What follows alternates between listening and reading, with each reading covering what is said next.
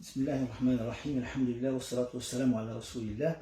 Chers frères, chères sœurs, je vous souhaite tout d'abord un très bon ramadan bon, le confinement, mais alhamdulillah, c'est un excellent ramadan après tout. Le sujet que nous allons traiter, c'est la spiritualité dans la crise, ou la crise de la spiritualité. En fait, c'est un jeu de mots que nous allons découvrir à travers ce développement, et comment pour nous, une spiritualité doit se construire à travers des actes d'adoration. Actes d'adoration dans lesquels Allah subhanahu wa ta'ala a voulu qu'on mette une certaine profondeur, une certaine intention, une certaine intensité, si bien que chaque acte va nous permettre de recharger un peu les piles, de nous donner à ce côté âme qui en nous, lui redonner une jeunesse, une force, une vigueur, sachant que la philosophie islamique dans le jeûne, si on devait parler que du jeûne, mais on peut parler aussi de la prière, on peut parler aussi du rappel, on peut parler aussi de la lecture du Coran, et dans tous ces actes, il y a un développement spirituel. Dans le jeûne, on part du principe que l'être humain, et dans toute spiritualité d'ailleurs, pas seulement que dans le jeûne, il y a un âme, et un corps et une âme. L'âme se nourrit de tout ce qui est spirituel, de tout ce qu'on vient de dire. Le corps va se nourrir de désirs, d'envie, de nourriture, de boissons, de sommeil, d'un certain nombre de choses qui finalement sont des éléments qui ont tendance à rappeler plutôt notre nature, notre côté animal, plutôt que notre côté angélique. C'est comme si l'homme était quelque part la somme de l'ange d'un côté et de l'animal de l'autre. Une partie angélique qui se nourrit de lumière, de spiritualité, et une partie qu'on partage avec les animaux et qui est faite de tous les besoins qu'on peut imaginer et des instincts aussi qu'on peut imaginer. Lors du Ramadan en particulier, mais de toute spiritualité, ce qui va nous être demandé, c'est de nous couper complètement de ce monde fait de choses matérielles afin de s'adonner à tout ce qui est spirituel.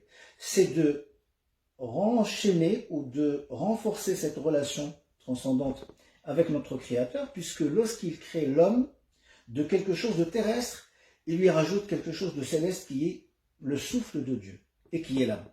Cette âme est en souffrance parce que toute l'année, tous les jours, elle est délaissée, elle est oubliée. Alors le jeûne va venir faire quoi? Il va venir lui ramener ce qui lui manque. Et donc qu'est-ce qu'on va faire? On vient dans cette philosophie affaiblir le côté corporel, par quoi? Par le fait de lui couper les vivres.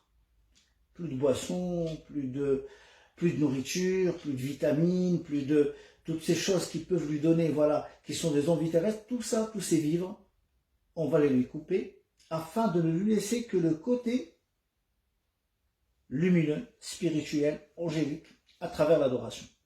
Ce qui fait que pendant le Ramadan, par extension, nous allons voir toute une journée dans laquelle l'être humain va être en relation avec son Seigneur.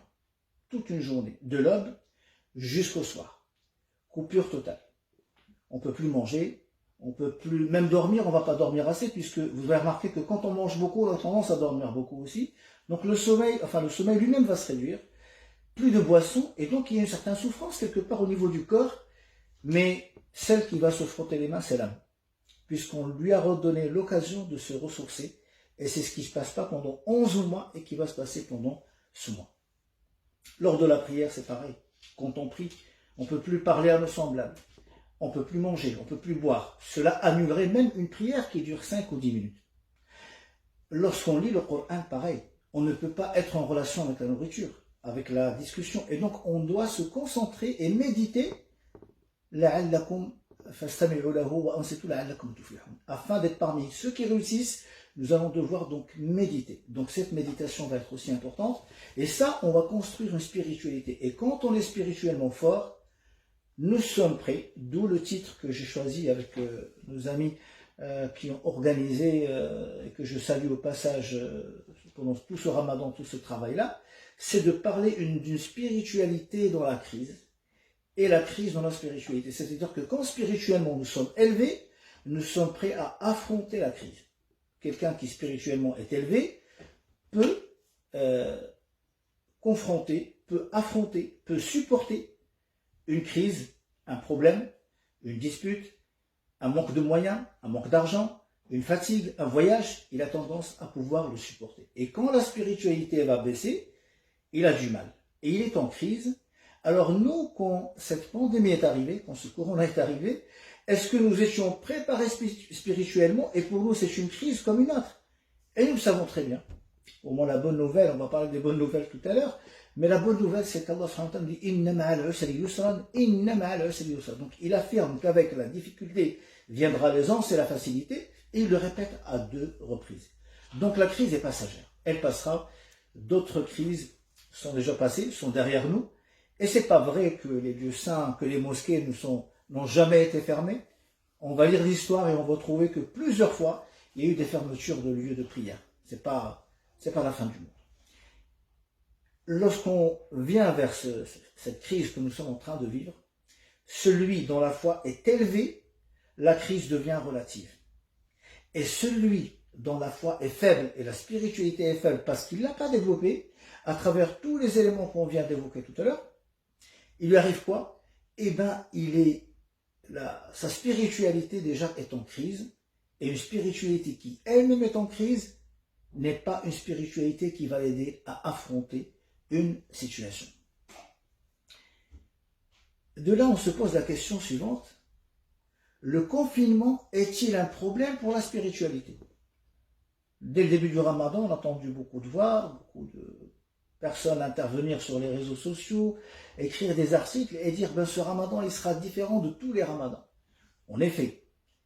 Mais est-ce que ce Ramadan est différent parce qu'on est en crise? Ou bien est-ce que ce Ramadan est différent parce qu'il y a le confinement? Ce n'est pas. Si on pose cette problématique à ce qu'on vient d'évoquer tout à l'heure, à savoir que la spiritualité doit nous permettre d'affronter la crise du confinement, la crise sanitaire, la pandémie, ne peut pas remettre en cause la spiritualité, puisque la spiritualité est tellement puissante et tellement forte qu'elle nous permet de quoi? De confronter et d'affronter justement cette crise que nous sommes en train de vivre. Comment? D'une façon très simple. Je reprends ce développement qui m'a beaucoup plu, qui est le fait de dire, mais le Ramadan c'est quoi? Le Ramadan c'est une retraite spirituelle. Le confinement c'est une retraite sanitaire. Le Ramadan, c'est une coupure et un repli sur soi. Le confinement permet le repli sur soi. Le Ramadan doit nous permettre, ceux qui estiment qu'on est privé des tarawih et de la prière, on va leur dire que justement, pendant le Ramadan, il y a une coupure pour pouvoir faire la prière chez soi et non pas à la mosquée. C'est quand il y a eu une crise de la spiritualité, du temps de Omar déjà, Ibn Khattab, déjà les gens ont commencé à abandonner les prières, donc il y avait une crise spirituelle puisqu'ils ne priaient plus chez eux les prières du soir, alors il les a installées et instaurées au sein même de la mosquée. Sinon, le confinement va permettre de prier le soir et rien ne privera de cette prière du soir. Dans le Ramadan, le prophète pratiquait un confinement, un autoconfinement. C'est quoi? C'est l'itikaf. Il se retirait spirituellement et il se coupait plusieurs jours de la société, de sa famille, de ses activités, et il restait dans un repli. Il s'appliquait un auto-confinement, si on peut dire, et donc en fin de compte, on doit trouver que le confinement lui-même n'est pas du tout antinomique et ne pose pas de problème à la spiritualité, celui bien sûr qui va savoir la développer. Alors bien sûr, ceux qui estiment que le Ramadan, c'est des soirées interminables, c'est les nuits blanches à l'extérieur, à se balader, à manger, à rigoler, etc., ah ben c'est clair que pour eux, c'est la crise, et c'est tout à fait normal. Mais celui qui voulait l'adoration, le confinement lui-même n'est pas contre l'adoration. Une spiritualité forte est donc un outil pour supporter et un outil pour affronter. Donc je suis mieux outillé, j'affronte mieux ce qui est devant moi. La spiritualité en crise, où notre adoration est formelle, elle est gestuelle, la pandémie plus le confinement, il est clair que quelqu'un qui est déjà en crise va estimer que la crise sanitaire va être un blocage à tout développement spirituel qu'il voudrait faire. Et de par ce fait, le Ramadan, le jeûne du mois du Ramadan, est un jeûne dans lequel nous allons prendre de la distance, nous allons relativiser les problèmes, nous allons mieux affronter les problèmes, et du coup, nous allons nous retrouver plus forts avant le Ramadan qu'après le Ramadan. Si la pandémie, quand on en voit les les développements dans le monde, ce qui est en train de se passer, le nombre de morts, la crise, les hôpitaux, etc., il est clair que ça vient à un moment déstabiliser, ça vient faire peur. Ça vient nous remettre en cause, ça vient remettre en cause un certain nombre de valeurs et d'acquis. Et ça vient même semer une certaine panique chez un certain nombre d'entre nous. Pourquoi? Parce que simplement, on n'était pas préparé, on était dans un confort quotidien, dans un confort social, et cette crise est venue rompre et réduire la zone de confort que nous avions auparavant. Des grandes questions se posent. Qu'est-ce qui va se passer après la pandémie? Que va-t-il advenir de nos familles, de nos emplois, de nos amis, de notre entourage, de nos villes? Et toutes ces questions font que nous ne sommes pas réellement dans la stabilité et nous avons tendance à être un peu instables, un peu inquiets. Et à chaque fois qu'il y a de l'inquiétude, le prophète de l'islam est venu dire une phrase très très célèbre, « La tahzan » ne sois pas triste. Cette phrase même qu'il dit lorsqu'il est en plein milieu d'une crise. Il est avec Abu Bakr Siddiq, il fuit la Mecque où il est menacé de mort, et lorsqu'il lui parle du fait que bientôt peut-être qu'ils seront rattrapés, cette phrase très connue qui est dans ce verset du Coran, c'est de rappeler le fait de ne pas être triste. Et nous avons ce hadith prophétique de dire, que penses-tu de deux personnes? Allah est leur troisième. C'est lui qui est avec eux, c'est lui qui va les protéger. Donc toujours lancer l'espoir, toujours parler d'espoir, toujours dire que tout va aller mieux, et tout va aller pour le mieux, non pas simplement pour calmer une situation, pour relativiser une inquiétude, mais plus que ça, parce qu'on y croit. Nous sommes porteurs d'une philosophie de l'espoir. Al-Raja, l'espoir, c'est quelque chose que le croyant doit porter en lui. Les trois stations même de l'adoration spirituelle dont on a parlé tout à l'heure, ces trois stations sont l'amour, l'espoir et la crainte. Nous avons besoin d'aimer notre Créateur. Nous avons besoin d'avoir de l'amour pour lui, de la crainte, mais surtout nous devons de garder de l'espoir, et l'espoir en lui. Al-Amal, Al-Raja, et donc sans Al-Raja, il n'y a pas d'adoration, et sans adoration, il n'y a pas de spiritualité. Donc on a l'espoir, et cet espoir va nous faire vivre et va nous permettre de croire en lui. Alors maintenant, après avoir évoqué tout ce qu'on vient d'évoquer, nous avons un souci maintenant, non pas sur un plan spirituel, mais sur un plan conceptuel. Et nous allons le voir. Un certain nombre de nos amis dans les réseaux sociaux, dès que la pandémie est arrivée, ils ont commencé à envoyer des doigts. Et tu entends des personnes parler, comme si c'était des personnes qui prêchent ou des imams, mais parfois c'était des personnes du commun des mortels, et de dire « j'ai la solution, j'ai l'invocation spéciale, et cette invocation, vous êtes sûr de ne jamais attraper le coronavirus, de ne jamais être infecté.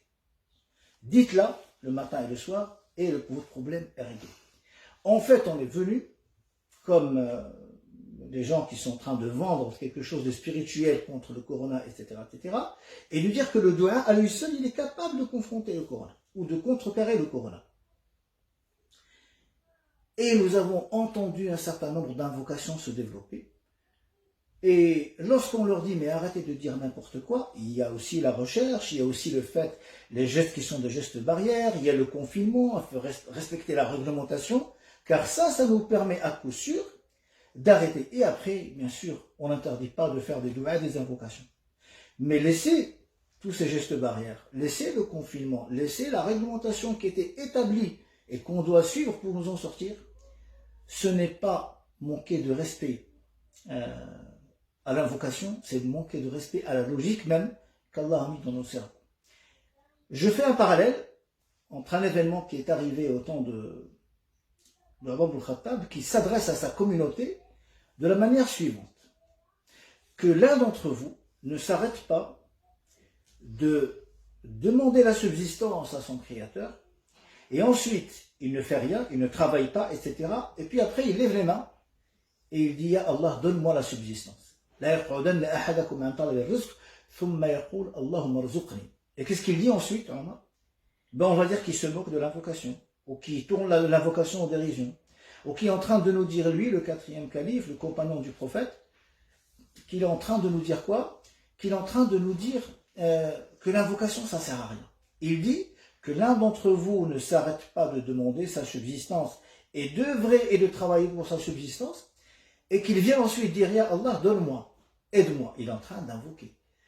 Il est en train de dire que l'invocation de quelqu'un qui ne fait pas les asbab, qui ne fait pas les causes, qui met pas en exercice les causes qui vont permettre de réaliser quelque chose, que ce dua n'a aucune valeur. Pour lui, il n'a aucune valeur. Et il enchaîne. Il enchaîne en disant quoi? Car du ciel, il ne pleut ni de l'or ni de l'argent. Faites toutes les invocations que vous voulez, ne labourez pas la terre, ne semez pas de graines, n'arrosez pas, etc. Et vous venez ensuite dire, Ya Allah, donne-moi. Alors Omar nous dit, cette fois, ça ne marche pas comme ça. Faites toutes les doigts que vous voulez, ça ne marche pas comme ça. Vous devez œuvrer, vous devez travailler, vous devez, parce que du ciel, il tombera de la pluie, mais la pluie a besoin de rencontrer sur le sol le travail et le labeur. Pour la pandémie, c'est la même chose. Si nous ne confrontons pas, si nous ne contrecarrons pas cette pandémie par la recherche, par le travail, par la sécurité, par le confinement, par tout ce qu'on émet comme règle, cette pandémie va arriver, elle va ravager un certain nombre d'entre nous, non pas parce qu'Allah ne nous aime pas, mais parce qu'Allah nous a donné une science qui s'appelle la médecine. Il nous a donné des gestes à faire. Et que même vis-à-vis de cette pandémie, nous verrons le prophète sallam avoir une attitude très particulière, qui est aujourd'hui une école, et qui est même mise en valeur par un certain nombre de pays et de gens qui ne sont pas des musulmans, et qui disent le prophète de l'islam a eu une très belle réaction. C'est de dire que lorsque la pandémie est quelque part, celui qui est dans le lieu qui n'en sort pas, et celui qui est hors du lieu qui n'y aille pas. Limiter la circulation. La quarantaine est la solution, que même le prophète va venir dire. Aujourd'hui, des gens sont en train de dire, ouais mais la quarantaine ne sert à rien, c'est juste on est en train de faire un test, on est en train de voir si ça passe ou si ça passe pas, etc. Alors que la quarantaine est une méthode quand on n'a pas l'antidote, quand on n'a pas le médicament, quand on n'a pas le traitement. La quarantaine est quelque chose d'important et qui était évoqué prophétiquement. Donc vous voyez que Omar ibn Khattab a une façon de faire par rapport au dua. On voit aussi que le prophète, par rapport à cet homme qui vient avec cette monture et qui veut rentrer dans un lieu et qui n'attache pas sa monture. Quand le prophète lui dit, mais attache ta monture, l'homme lui dit, comme s'il avait oublié qu'il s'adressait au prophète, mais je préfère compter sur Dieu. C'est-à-dire que le fait d'attacher sa monture n'est pas compter sur Dieu. Et le prophète sallam de lui dire, attache-la et compte ensuite sur Dieu. Donc le fait de rattacher les causes aux effets et de faire un effort, c'est quelque chose qui est très très très important et qui est notre foi même à nous les musulmans. Après les invocations contre le corona, nous avons la médecine pour tous. Je ne sais pas si vous la connaissez, ou plutôt tous des médecins. Beaucoup de gens sur Internet sont devenus du jour au lendemain des médecins. Prenez du paprika, prenez du thym, prenez des clous de girofle, etc., du citron, du gingembre. Et on a eu des formules, mais c'est extraordinaire. Nous assistons à un exercice illégal de la médecine à l'échelle planétaire. Tout le monde est devenu médecin, et vous verrez, je suis sûr de moi, et j'en ai entendu même qui est interpellé dans certains pays, le ministre de la Santé, tout le monde, si vous ne faites pas ça, on peut vous attaquer parce qu'en fait, vous aurez laissé la population démunie. Et en fait, on a oublié quelque chose, c'est le fait de respecter les prérogatives, de respecter les spécialités. Alors, il y a des gens qui ont fait 10 ans, 15 ans, je ne sais pas combien d'années, 20 ans de recherche. On ne va pas leur demander leur avis, alors que le Coran nous dit quand vous ne savez pas, demandez aux gens qui sont spécialistes. Nous allons arriver à un moment donné et tout le monde va débattre de la chloroquine et de ceci. Je ne suis pas contre les débats, mais moi j'ai envie de voir les gens qui sont à un certain niveau, qui ont une maîtrise, qui ont une spécialité, me dire des choses et j'ai envie de les écouter, j'ai envie de les voir débattre les uns avec les autres. Mais certainement pas quelqu'un qui n'a même pas validé son cursus scolaire, quelqu'un qui n'ouvre jamais un livre, quelqu'un et puis qui est là et tu le vois sur Internet. Mais Inch'Allah, franchement, je leur dis bravo, parce que moi j'ose pas, enregistrer, diffuser, et dire ensuite, mais diffuser à grande échelle, nous savons ce que nous sommes en train de dire. Mon cher ami, tu ne sais pas du tout ce que tu es en train de dire, et peut-être que tu vas faire des gros dégâts, car les gens, au lieu de faire attention, au lieu de se soigner, au lieu de se sécuriser, eh ben, ils vont boire ta poudre de perlimpinpin, et c'est pas ça qui va les préserver ou les soigner. La recherche médicale doit être respectée. la législation doit être respectée. Les ordres qui viennent d'en haut, parce que pour certains, quand les ordres venant d'en haut, dans un pays, dans un État quel qu'il soit, lorsqu'ils ne viennent pas de l'imam du coin, ou du faqih, ou du savant intel, il ne faut pas les écouter. Le prophète nous rappelle dans un hadith, qui est très très intéressant, et qui devrait nous faire réfléchir, dans lequel il nous dit, l'exemple de gens qui obéissent aux ordres, qui obéissent aux injonctions, et qui suivent une réglementation, et l'exemple de ceux qui ne veulent pas suivre ces injonctions, qui ne veulent pas suivre une réglementation, il est comme l'exemple de gens qui voyageaient au bord d'un navire, d'une grande embarcation. Dans cette embarcation, certains étaient en haut, d'autres étaient en bas. Suivez les images du hadith. Ceux qui sont en bas de l'embarcation avaient soif. Alors ils disaient, on aimerait bien boire, il n'y a pas assez d'eau. Et comme nous sommes sur une rivière, ou une grande rivière, ou un fleuve, pourquoi on ne ferait pas un petit trou dans l'embarcation? Le petit trou va nous faire rentrer de l'eau et on va boire, et après on va reboucher. Et en fait, ceux qui sont en haut, s'ils ne prenaient pas des mesures fermes et qu'ils les laissaient faire, le navire prendra l'eau et ils vont tous couler. Et si ils s'en prennent à eux et qu'ils les sanctionnent, ils vont rester sains et saufs, et ils resteront sains et saufs en globalité, c'est-à-dire tout le monde, ceux qui sont en haut et ceux qui sont en bas, arriveront à bon port. Aujourd'hui, nous sommes dans un même navire.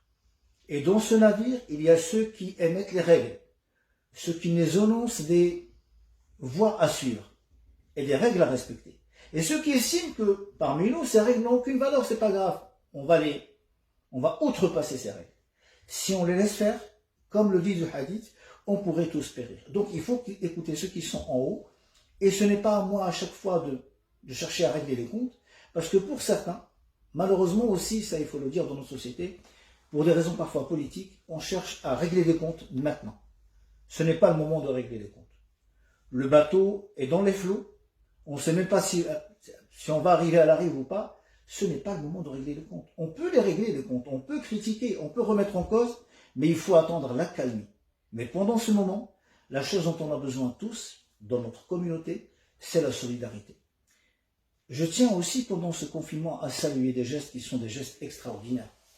Des gestes extraordinaires qui sont ceux d'un certain nombre, d'abord, premièrement, de responsables de mosquées, qui n'ont pas hésité à fermer les mosquées lorsqu'il fallait le faire.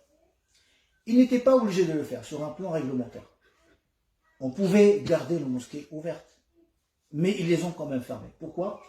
À un moment donné, le nombre à chaque fois, 5000 personnes, 1000 personnes, on est arrivé à 100 personnes, mais il y a des mosquées qui peuvent recevoir 100 personnes. Mais certains responsables ont été tellement clairvoyants qu'ils disent non. Même 100 personnes, on ne les accepte pas.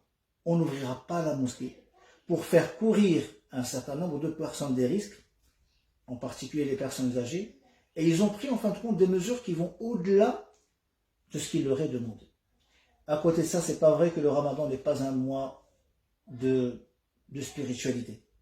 Il l'est. C'est un mois de don. On a vu des gens qui sont en train de ramener parfois à manger, faire des gestes vis-à-vis des secouristes, vis-à-vis du personnel médical, vis-à-vis des étudiants qui sont seuls, vis-à-vis des familles isolées. Et ça, ils ont attendu personne pour le leur dire. Il n'y a même pas eu d'appel. Je n'ai pas entendu, moi, d'appel d'imam ou de responsable de dire, mais faites et ne faites pas. C'est spontané. Le bien est en moi.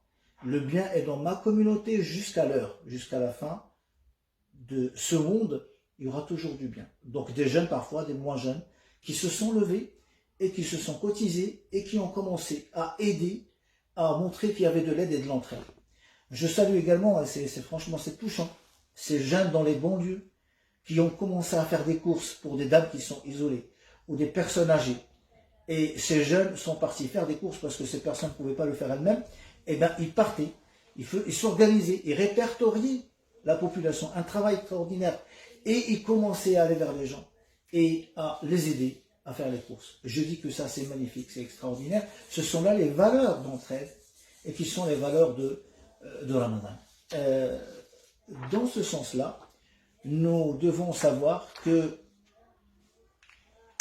de par le fait de parler du corona, nous ne sommes pas en train de parler d'un soldat envoyé par Allah. En fait, certains parlent du corona aujourd'hui, ça c'est l'autre extrême, comme s'ils parlaient d'un envoyé ou d'un messager.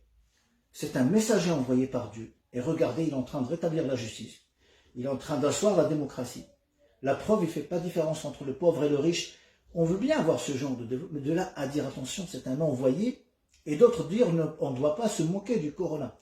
Certains, dans ce que nous sommes en train de vivre, veulent même interdire le rire et le sourire, oui. Certains nous disent, mais vous ne pouvez pas vous moquer du corona, c'est un envoyé de Dieu. Et il faut faire le repentir, je veux bien faire le repentir, mais parler comme cela de quelque chose qui est un mal et ne pas s'en moquer, dire aux gens ne pas rigoler, ne pas plaisanter, ne pas faire de blagues. Je dis à ceux qui sont en train de développer ce genre de discours que les gens ont peur. Les gens sont inquiets. Les gens dans le confinement ont tendance à déprimer. Ils ont parfois besoin de cette soupape qui est la blague, qui est le rire. Ils ont besoin également de parler de ces choses qui font un peu rire, qui sont parfois les petits conflits conjugaux, l'homme qui a envie de sortir malgré le confinement, des blagues sur la pandémie en elle-même. C'est pas grave. Le rire fait partie de la vie. Notre Seigneur, il a fait rire et il a fait pleurer. Le rire et le pleur ou les larmes échappent à un mécanisme scientifique finalement, et nous en avons besoin. Les compagnons, même lorsque le prophète dans un hadith leur dit votre Seigneur va rire, ou rit de telle chose, il dit mais notre Seigneur peut rire, et le prophète de le dire oui, ils vont dire on ne peut pas désespérer d'un Dieu qui rit.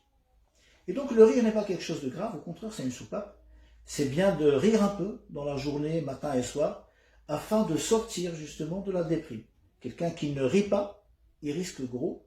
Et le coronavirus est loin d'être un soldat, c'est un mal, comme At-Ta'un, comme d'autres maux qui ont touché la société. Il faut lutter contre par toutes les manières. Et moi franchement, j'aimerais bien être le croyant qui trouverait la solution ou l'antidote du corona. Allah lui dit, celui qui fait vivre une âme humaine, c'est comme s'il a fait vivre l'humanité entière. J'aimerais être à la place du secouriste, j'aimerais être à la place de l'urgentiste, j'aimerais être à la place de celui qui travaille à côté de quelqu'un et qui arrive à le sauver et à le sortir d'une mort qui était pratiquement certaine, car ce qu'il a comme mérite, c'est quelque chose d'extraordinaire. On continue tous à se battre, on continue tous à se respecter, on continue à rester en lien, et on continue à rester autour de nos mosquées. Aujourd'hui, elles sont virtuelles. C'est pas grave, c'est très bien. Et je pense personnellement que ce ramadan pourrait être le ramadan de la sortie de crise. Mais s'il n'est pas le ramadan de la sortie de crise totale, ou la crise sanitaire, au moins que le ramadan soit le ramadan de la sortie de la crise spirituelle. Car c'est d'abord, avant tout, ça le rôle du ramadan. Je vous remercie de votre attention. Barakallahu fikoum. Tenez bon, accrochez-vous. Et merci pour tous ceux qui font tout effort afin de développer ce message.